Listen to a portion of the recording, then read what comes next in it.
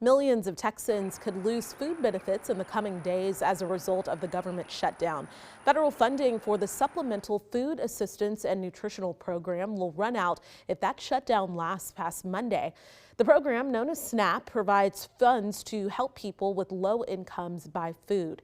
State Capitol correspondent Adam Schwager reports now from San Antonio about the strain this could have on those who rely on SNAP and on food banks working to fill that void.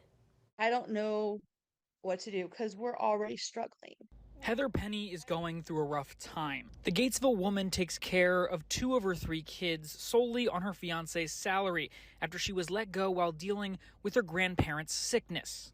In this time, she's relied on SNAP to help put food on the table, especially for her son with disruptive mood dysregulation disorder. He relies on those snacks to get him from lunch to dinner and even breakfast to lunch.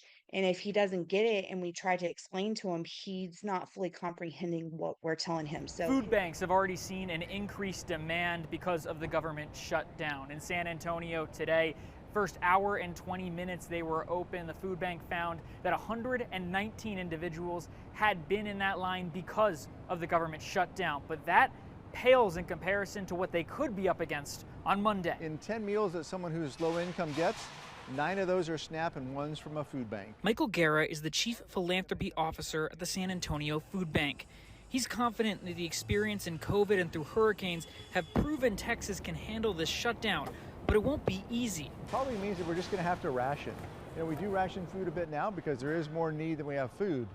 But if we have to have need that's 2, 3, 4x of what we normally can serve, we won't be able to scale that fast. Even then, SNAP offers flexibility a food bank simply can't, especially for someone with young kids. They won't eat. I try to teach them to not be picky, but it's hard. In San Antonio, I'm Adam Schwager.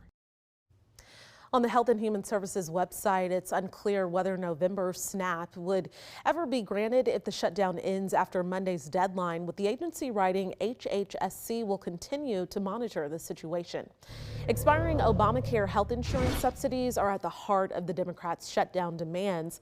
But as the shutdown drags on, it's likely Congress will be able to extend them through the regular appropriations process. Obamacare enrollment begins on November 1st. Without expanding subsidies, millions of people will face significantly higher monthly health insurance premiums when they start shopping for 2026 coverage. Subsidy help began during the COVID-19 pandemic. Extending those will require a bipartisan deal in Congress.